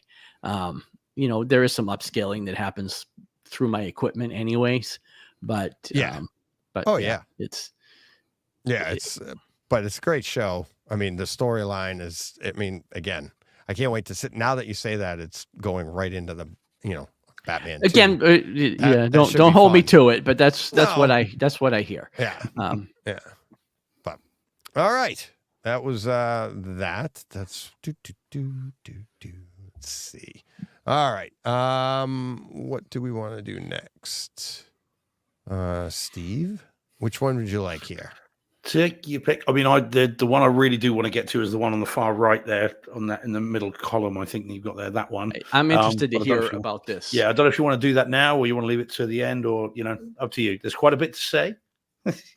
All right, in a good way. Yeah, up to you. All right. You want to do this one quick? Or I could do another short one. Yeah, we can do that one quick. Yeah, at least that keeps the theme going. Keep the theme going. Here we go. Okay. This is you may have heard of it, Texas Chainsaw Massacre Part 2 from 1986 again, same year as The Hitcher, believe it or not. Wow. It's something about 86 this week. And this is only on Blu-ray, so it's only 1080p. And it's not even in like DTS HD stereo. It's in PCM 2-channel stereo. Oh wow. And it's an Arrow release, as you can see from the color bars along the bottom there. Now, why, other than it being October, would I choose this week to watch this? Well, John, you mentioned Kevin Smith. Yeah. And this week on the podcast that he does, Fat Man Beyond, he happened to mention, and I was driving around and listening to this, obviously only after I'd re-listened to ours, and hadn't listened to SVS. Of course. Yeah, obvious. I was listening to that, and he said he prefers Texas Chainsaw Massacre 2 to Texas Chainsaw Massacre. Now, I had never seen this. And this isn't in the 250 IMDb list. All right, just so we know. Yeah, no, I'm not ticking any boxes off with that. Yeah. Now, I had never seen it. And the reason I hadn't seen it is because I confused it with, is it 3 that's got Renee Zellweger and Matthew McConaughey in, where they tried to buy the movie off the distributors to basically destroy it because of how bad that film is. And I think that's the one. I think that's 3. And I'd never seen that either. And I was confusing the two. And I thought, right, well, I don't ever want to see the second one because if it's so bad, the actors tried to buy the movie off the distributors and the studio to kill it. I didn't need to see it. But it turns out that's not this one. And thanks to Kevin Smith this week, I realized that was the case. And I picked this up for a song. It was like $7.99, I think it was. It was really cheap. And I thought, right, now's my chance to watch it. And I had a bit of space over the weekend. It's only 90 minutes long. I thought I'd give it a go. And I really like the first one. And I know that sounds weird because you shouldn't really like a movie that's as violent and as grungy and horrible. But you are you. But I'm me. There you go. Absolutely. As the Spanish would say, soy yo. Yeah, literally, I am me. Yeah, that's exactly that. Just don't do that to your shorts. Well, no, don't do that. No, definitely don't do that. So I love the first one. So I watched this. It's bonkers. It's not as good as the first one. Kevin Smith is wrong. Okay, that's the first thing I will say. Right, let me just get that out of the way. I was wondering when we were going to get to that. Yeah, you're wrong, mate. You're wrong. It's not as good as the first one. The first one's fantastic. This one is a different kind of movie for most of the film. It's bonkers, this film. And whilst I like how it starts, I think it's a really, really full-on start, especially from a movie from 1986. Spoiler alert, but someone getting their head cleaved in two with a chainsaw who's still driving, it's just like, wowzers, okay, here we go. But then, so the opening's good, and then it goes bananas and kind of silly for about half an hour or so. And then kind of the last half hour, as it were, then I think brings it all back together and it goes back to this kind of really nasty sort of stuff. It never goes as nasty as the first one.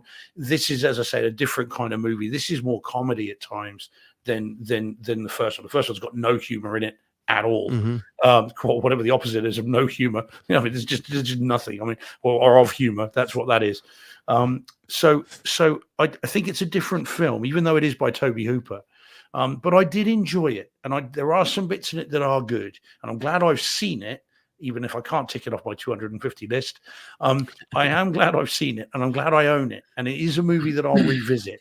I'm not going to go near 3 because I don't need to see that ever. But I did enjoy it, and I am grateful to Kevin Smith for recommending it, because at least I've seen it now, and I've got it. But it's not a patch on the first one, not even close. It's not even in the same ballpark. In fact, what I'd say, it's a bit like Evil Dead to Evil Dead 2, not Evil Dead Rise, because Evil Dead 1 is really a horror movie. 2 is kind of a horror comedy, and I think this is going in that same way. But yeah, it's worth seeing. If you haven't seen it, again, it's worth having a look at it. I'm glad I own it. Home theater side of it, it is very grainy. But it's been remastered carefully, but it is grainy. Colors look pretty good. There's no black crush, looks okay.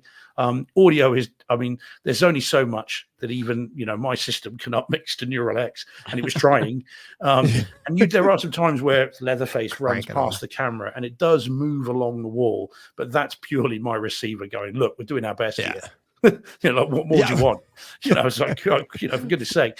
And so there's a little bit of that, but generally it's only the music. Message pops up on your screen. We're charging you overtime.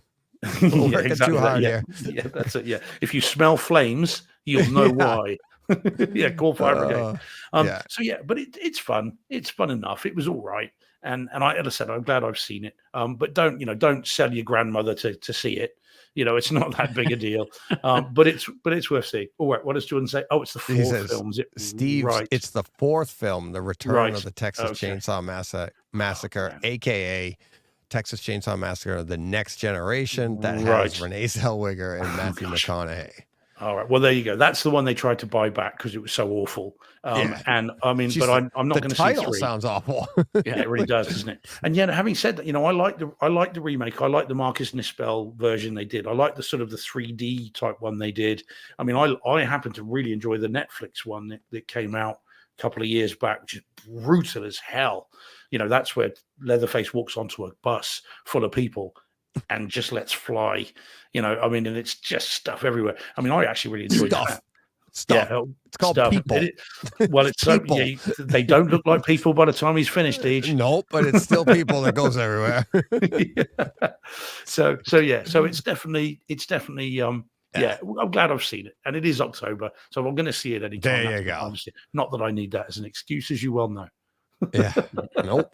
So exactly. Yeah. All right. Let me just deal with Charles rather than try and deal with it. Deal with them. Oh, Charles, you're in trouble now. He's dealing with you. Well, Charles asked about what apps we use to keep an eye on our collections, and I use the My Movies app. So Charles, to answer your question, I really like it. I've used it for years. I know it is a pay app. It's like 99 pence a month what I pay, but it'll be the same in the US. But I've always found it really good. And because I don't have my collection in their cases, they're just in cardboard sleeves. Without this app, I'd be absolutely up the proverbial creek without a paddle. So yeah, I really like it, and I can recommend that. And no, we're not sponsored by them. No. Just deals with that. Yeah. We're actually sponsored by people we don't talk about. So there you go. So think of all those companies out there that we don't talk about. Fair play. What else we got? So Vangal says, I'm with Steve and have not seen 2. So yeah, and then Oh God. Right. Alrighty. So rolling on. John, you ready? Sure. Ooh, yeah. All right. Yeah. Coming to the stage. All right. Wow. This is Wolf's new movie on Apple TV. Dropped Friday. Brad Pitt, and George Clooney. Have either one of you seen this yet? I am an hour into it. Okay. Me too. Oh, okay. Hey. About halfway through. Yeah. Oh, yeah. I started watching it earlier this evening, and Okay. I only got to an hour. Believe you me, I wish I could have carried on, but I had to stop at an hour, unfortunately. I started the other day, and I wanted to keep going, but then I ended up. I want to get back to it, but then I end up. All right, I got to watch this. And then I watched all those. But yeah. So let's hear from the expert that has finished it and whether he tells us to or not. Well, I wouldn't say I was an expert, but you finished it. We haven't. I mean, for me, the reason to watch this movie is George Clooney and Brad Pitt. The chemistry between those little lone actors, right? But I'm saying if we're all big fans of the Ocean's movies and the chemistry of these two actors, and that's the reason to watch this movie. I didn't think the movie itself was great. I thought it was good. It to me is, Ocean's 11 meets Adventures in Babysitting meets Mr. and Mrs. Smith. It's kind of like all three of these rolled into one. The premise is they're both the Winston Wolfe character, basically from Pulp Fiction. They're both that guy, and they find themselves forced to work together. But I thought it was fun, and I loved, I'll watch the two of them do anything. And, as far as on screen goes, okay. Let me clarify. I don't want to know what they're doing in Como behind closed doors, but on screen, you heard it here first, folks. Yeah, the chemistry of those two is great, and like I said, I'll watch them. This is already greenlit for a sequel, and it's not gonna be happily wolves. Yeah, and I will watch this again just because of them, and I really enjoyed it. But I didn't think the movie was fantastic. I thought it was just fun and good. Home theater wise, the same. Like, it's Apple TV, so the quality is there, but it didn't. Nothing really blew me away. Nothing popped.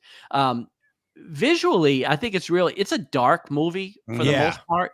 So there's a lot. I think there's some pretty good contrast with the blacks, and the night scenes feel very there's no Game of Thrones, long night kind of scenes. Everything, the HDR, everything seems to be pretty well done.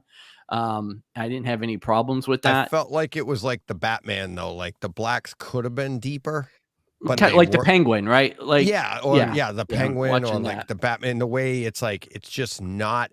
The blacks don't go all the way down to what it could be, because when you see your black bars on the screen, those are actually darker than the image of this of the. But I think no stream's going to give you that anyway. Yeah, you know what I mean. It's as good as you can get, I think, for a stream as far as that goes. But the audio, nothing. Now, I don't want to spoil the ending, but there is a scene at the end. Obviously, that this movie comes to a climax, so Does it go to a Friends commercial? No. Right. But there is some good sound, and there is some good atmos, I think, at the end, in the kind of the final scenes. But overall, like I said, nothing stood out to me. It just was there, and it was fine, but it's not a reference movie by any means. And Apple has definitely done better with some of the other things they've done. But again, super enjoyable, and if you haven't seen it, it's definitely worth a watch. But I'm wondering, was this originally shot for Apple TV, or did they purchase it? No, it was an Apple production. Yeah, they spent $200 million on this. But that's just for the two of them. Clooney and Pitt were paid $35 million each. Yeah. The director was paid $15 million, John Watts. So they were in the hole for you're talking what, 85 million before you've shot a single bit of film. This is why I'm surprised, John, to you say that they've already greenlit a sequel, because they did before this came out. Yeah, well, quite. Yeah. But it was due to be a theatrical release, so it was an Apple movie, but it says Apple original film at the beginning, and it was due to be a theatrical thing. But only a few weeks ago they pulled it and decided to just put it straight out to streaming, which did cause some controversy. So no, it was shot for theaters. But in terms of my side of it, I mean, I'm loving it so far. I am really enjoying it, and I 100% agree. It's the chemistry between these two. Their looks the way in which they're doing what they're doing is absolutely fantastic. It's so funny. I mean, they could just stare at one another and make you laugh. You don't have to have dialogue, and yet the dialogue is really good. And I think the wolves thing is just one of a number of Pulp Fiction references in this. Yes. Look at what happens to the character that's running down the road. Look at the mark that he's got on his chest. You know what has happened, which I think is quite fun as well. And so I do like how it. I do like the movie. I'm really enjoying it. I would have happily stayed and watched it, but I had to get ready for the show. So, you know, just hope you're feeling good, guys. I chose you over the Wolves, just so you know. Hey, there you go. I'm just nice like that. Martin J in the chat also, he goes, because they are good friends and prank each other in real life, they naturally have good chemistry on screen. Yeah. Have either of you ever heard the story that George Clooney with Richard Kind, who's also in this, they're like best friends. George Clooney and Richard. Yeah. Oh yeah. They came up in acting together. And speaking of pranking each other, on the Tonight Show years and years ago, George Clooney told this story. And if you don't know it, I mean, I got to tell it, but I'll shorten it really quick. Richard Kind had a cat. And for like a week, George Clooney was cleaning the cat box, just being nice. And he finds out Richard Kind's like, my cat hasn't crapped in a week. And then George Clooney, instead of going, I've been cleaning it, goes, all right. So he keeps cleaning it. Right. So now he's getting scared because Richard Kind's like scruffy or whatever the cat thinks, poor thing's going to be constipated. He comes home one day and instead of cleaning it, George Clooney crapped in the cat box. Oh, jeez. Richard Kind goes in there and goes, ah! And when I heard this, it had to be like late 80s, early 90s. I think it was Carson he was telling the story to, and I was crying laughing because here's these like actors, and at the time, maybe it was in the mid 90s or something, so maybe it was Leno or whatever, but he was fairly big. This was after his, like, George Clooney was on, remember he used to be on Facts of Life and stuff. But he was fairly big, and you're picturing these two and Richard Kind, and like, but they're like best friends, and they all prank each other. So, but yeah, that's a cool. Great prank right there. Yeah. Well, that is one way of doing it. It's but it's good. I thought you were going to say that, you know, he just spread bits of cat all over the place and just said, "Oh, it exploded." That's just my twisted imagination. Yeah. So, but in terms of how Wolves looks, I think that the dark or the black levels are actually really good because there's a lot of detail in those shadows. If you look at the graffiti on the walls in the alleyways and that kind of stuff, you can see all that in a lot of detail, which I think is quite cool. So I think that the black levels are very deliberate in that way. Yeah. The Atmos, I agree with you. It doesn't really leap off the screen, doesn't really do a lot, other than there are a couple of occasions that I've got to. The jungle room is quite funny when you hear all the animal noises. That's quite fun. I don't know if you've got to that bit yet, Deej, but so you've got, and you can hear some of the noises in the overheads, and you've got all the various things around. So that was quite a fun little thing. And there are some little bits like that. But yeah, it never goes full, you know, at least not yet. It hasn't gone really kind of action heavy, and we've all seen and heard better on Apple TV, but that doesn't take it away from what is a very fun film, as you say. And I can't wait to finish this off. And the person I was watching it with was just like, oh, we just really want to finish it. So you know, we were both really enjoying it. So we'll definitely give it another go. It's probably tomorrow night, hopefully. Very good. Yeah, really good. Let's see. I'll hit this one quick since it's a preview anyways, and then we'll get to your last one there, Steve. Yeah, no worries. So this, and Steve says, so today, dropped on Kaleidoscape, Deadpool and Wolverine, 4K, HDR, Dolby Vision, Dolby Atmos, all of the fun stuff. And it is, I will say, everything that you wanted it to be when you saw it in the theaters. I loved this movie in the theater. I couldn't wait to get it at home. The colors, the video, the HDR, the Atmos, very, very good. But typical Disney, it's not Sony, right? I mean, the picture I would say is there. They have, you have your opening scene. You see his costume, spoilers. The vibrancy is there. Then they go into this other, I won't give it away if you haven't seen it, but they go into this kind of other scene, I'll call it. The vibrancy goes down, they come back. It's so very, very good picture. Lots of great detail. Stuff I saw watching this that I didn't see in the theater. And look, beautiful, beautiful picture. Audio wise, it's, again, people might be like, Disney, this, that, whatever. The bass is there. It's not it's not Lucy. It's not going to do that. But there were rumbles. I could feel it. I really, really, there's a bunch of like musical montages in this movie, and really, really good. So much better than the theater. And the dynamics and the sound between the musical, because at times I'm picturing an early on fight scene that the music, it's Hell's Bells, and the music, actually the volume of the song goes up and down with whatever's the action that's happening, that I didn't notice in the theater, and how that like emphasizes what they're saying. Not only just comes down so you can hear, but sometimes the volume comes down and it brought you in to looking at them closer, looking at the combatants fight. I thought was really cool. Obviously you got your explosions, your gunshots, your dialogue, all of that. Very, very good. If you like the movie, I think it's a must-own disc. I had a blast with it. I'm going to watch it again and again.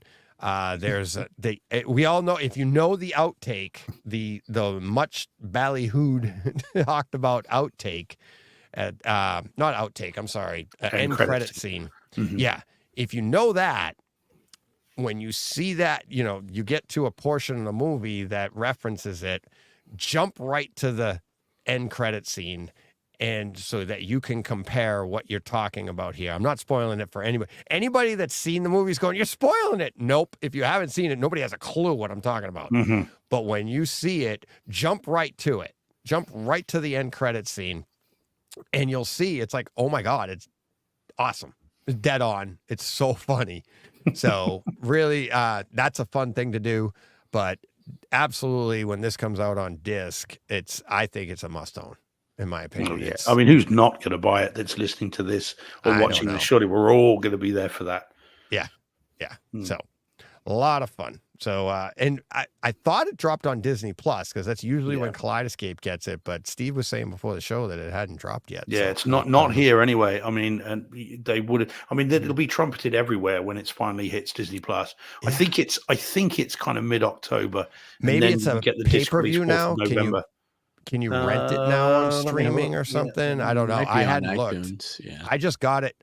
I was able to buy it. That's what's interesting is on Kaleidoscape, typically you're not able to buy anything Disney until it drops. And this actually went up for pre-sale like last Thursday or Friday. I purchased it because I want to reserve my copy. Yeah, sorry, you can buy it. That's what it is. Yeah, you can buy it digitally. It's on Apple TV. Oh, okay. Plus for $13.99 here.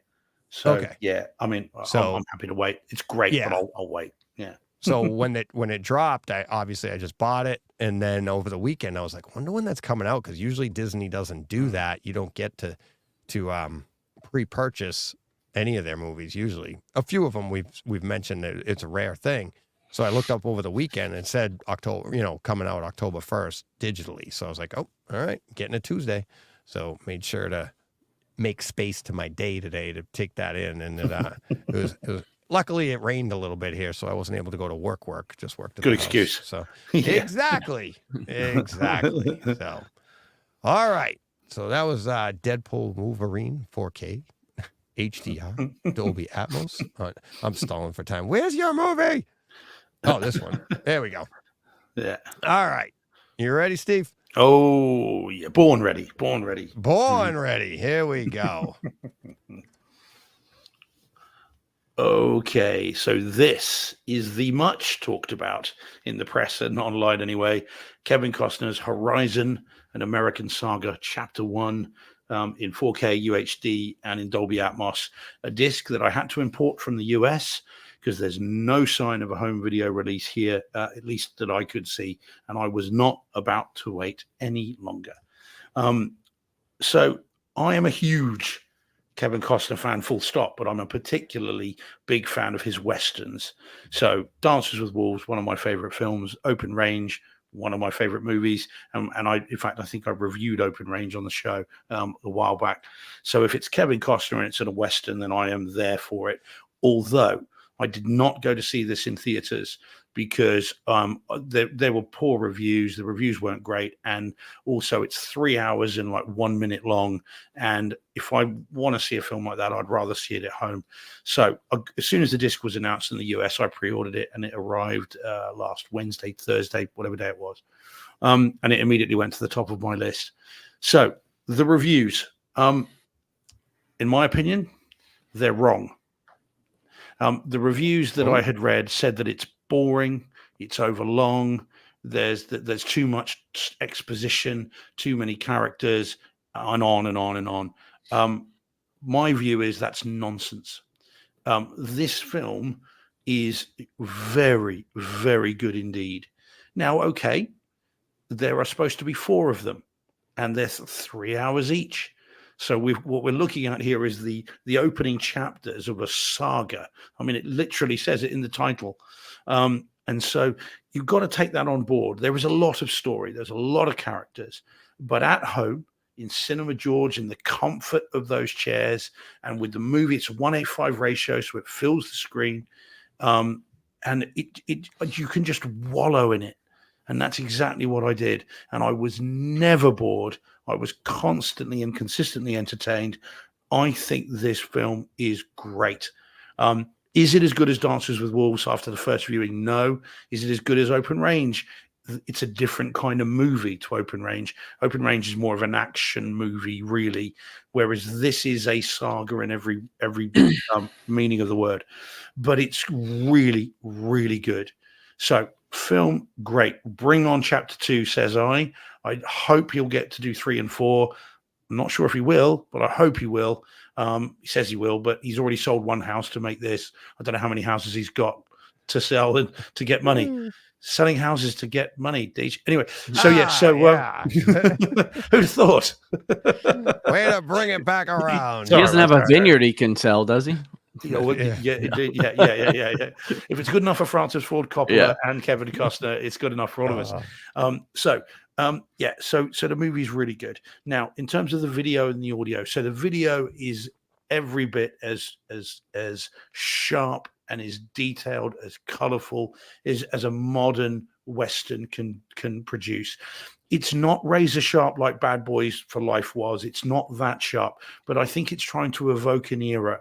So he's using modern technology, but trying to give it just a little bit of softness here and there, I think, to give it that timely feel. I think if you shoot this in 8K, it looks like a modern movie. It doesn't look like a Western. It's not like the cameras are just filming this live. And so I think that's a deliberate choice, but it still looks great. And of course, everyone in this have got beards and mustaches and, and everything else. And so you can see all that. The costumes are very detailed. All the army uniforms look, all the stitching you can see, it looks great. And the Atmos audio as well. I'm seeing the time, so I'll make it a bit quicker. Sorry, guys. But the Atmos audio as well is cool. Okay, so the Atmos is fantastic as well. Now, bearing in mind, it's a 3-hour movie. It is mainly a drama, but you do have some action scenes and some quite extended ones, certainly at the beginning and towards the end. Now, so in terms of the bass and the heft, every time a gun goes off in this, again, I think the producers obviously, Steve's favorite. Oh yeah, when you fire a 6-shooter, a Western 6-shooter in real life, it's a pop sound. It's pop, pop, pop. Not in this, it's not. Every time someone pulls the trigger, it's a bang each time. And of course, there's quite a bit of shooting, and it's really loud and really heavy, and you feel the violence of that action of pulling that trigger. It's over the top, but it's great. And for home cinema fans, it's just what you want in a Western. So every time the trigger gets pulled, it's a bang.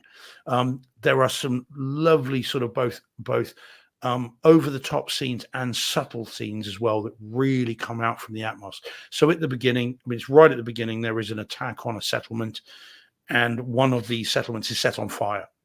And there's extended dialogue scenes in this settlement whilst the fire is overhead, and you can hear the creaking of the wood. You can hear the burning of the materials on the roof overhead. You hear it right above your head, and it moves within the speakers. So it's really evocative, and it means, therefore, that as a home theater aficionado, as a fan, those of us that have got Atmos, you are always aware of that threat from above in the speakers. So it's a dramatic effect that really does bring you into the movie, and that threat then is much more present because of it. And it's a really clever thing to do. You get storms, so you get lightning, you get thunder rolling backwards and forwards across the room, as you should. There is a quite a nice scene a little bit later on where, again, there is creaking from upstairs as someone's moving around, and again you can hear that moving. It's really good. So is it reference? It's hard to say because it's such a long movie, and so it's more of a drama for most of it. So I don't think I would say to you sensibly it's a reference track, because it's not one that you could watch from start to finish and go, oh my god, oh my god, oh my god, oh my god. But it's very, very good, very good. And same with the video. It is exactly, I think, what Costner intended. It's a Warner's disc, and they're as close to Sony as you can say. You know, they produce some excellent discs. So it's very, very good indeed. So a very good presentation of a very good movie after one viewing. And I'm going to watch this again and again and again. And again, I like Costner, the way he does these. You can just put them on and just wallow in what's going on. And it'll be even better second time round because you kind of know what's coming. So you can then kind of get more of the interplay between the characters. Very good. Well worth importing. I'm glad I did. You know, I didn't want to wait any longer. And so if you're interested in this kind of stuff, get it. It's great. Well worth the time. One of these. Is it on Kaleidoscape? I assume it is. Yeah, it is. Yeah. 4K, I mean, HDR, when you're going to have Dolby 3 and a Vision, bit Dolby hours. Atmos, all that. Yeah. Huh? I mean, when you'll have 3 hours to sit and watch it, I mean, obviously, you know, who knows, but it's worth that time. And pray for rain. Block it out. Yeah. Pray for rain. Lots of it. Yeah. And if you can get that time, you're going to love this. If you like Dances with Wolves and Open Range, you know what you're getting with Kevin Costner. You do have to concentrate. There is a lot of story, but it's really good. Yeah. And it bodes well for the next one. I think there's a little kind of a weird, this is not a spoiler because you know there's another one coming. This is chapter 1. There's a strange little montage at the end of this that is clearly showing you what's to come. Now, I didn't think he'd shot any of part 2 when this was done, but he clearly had. So there's a montage, but it doesn't say coming soon. It doesn't say next time on Horizon and American Saga. It just goes into it. And so this montage just comes out of nowhere, and you're like, what? When did he get there? And when did he? And then you're like, this is the next one. So it's a bit strange. Yeah. But you know, it bodes well. So I loved this. I really did enjoy it. And I recommend anyone that gets it, if you liked it, you'll love this. I saw it when it popped up on Kaleidoscape a little while ago, and I was like, ooh, because I love Yellowstone, and you're like, oh, I'm like, I hadn't heard anything about it, and obviously I'm not online reading a bunch of stuff, so I was glad to see you had it this week. I'm like, oh, I can't wait to see. So it sounds awesome. Really, really good. Yeah, he's never more comfortable than when he's on a horseback, shooting 6 shooters. He obviously loves that era, and this is in his wheelhouse. So yeah, it's great. And if you do see it, guys, and you, John, as well, I mean, whether you rent it or buy it or whatever, I'll be really curious to see what you guys make of it. But it's great fun. Cool. All right. All righty then. Whoops. There we go. What do we do? And then boom. There we go. There we go. Just across the top. All right. That will do it. Everybody, we all good? Everybody good? Yeah. Oh, yeah. It's like, all right. I'm sure I'll talk more next week about it, but we're literally almost a month away from the 24-hour show. So I got to start ramping up for that. Yep. Big 24-hour, 25-hour show. So we'll get ramped up for that starting in the coming weeks. I'll have more information with that. But I mean, I don't know the date off the top of my head, but whenever we set the clocks back, that's the Saturday we'll be doing it. So the second annual is what, so hopefully. You might only have a couple of weeks with that, Deej, because you guys normally do it a week or two before us. And I think ours is end of October. So you might not have that much time. Yeah. It's the first weekend of, it was the first weekend of November last year. So it's the first Saturday in November. I can double check right now. See if my daylight savings time, the 3rd this year. It's on the 3rd. Okay, 3rd of November. So November 3rd. Yep. So there you go. The end of like a little over a month away. So I got to start organizing that. That should be fun. So and yes. So ours go. Ours go back before yours. Ours is 27th of October. That's right. Yeah. Remember, so we have a couple of weeks where you're actually an hour earlier for you, so you get to, it's not as late for you. So there you go. I love setting the clock back too. I mean, everybody. Oh, I'm losing an hour of sleep. Oh, come on, people. You've lost an hour of sleep for worse reasons. And better ones. And better ones, exactly. An hour? Sleep's an hour. Yeah. Jeez. So, hey, Mikey. Yeah. All right. Thank you, everybody. Thanks to all Patreon supporters, everybody out there. Thanks for watching, listening, participating in the chat. And thanks to SVS for all they do and stealing our listeners today. Nick, Larry, thank you very much. We know our place. Don't worry. We're not upset. We'll get our own back when they're on the show. Yeah. Oh, yeah. Exactly. So, yeah. All right. That's all we got for this week. Until next time, you know what you got to do. Go push play. What he said. You too.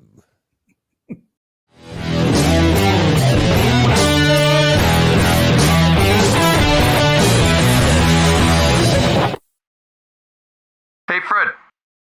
This has been a Hey Fred production with theme music by Jeff Bernhardt and Throne Vault Productions.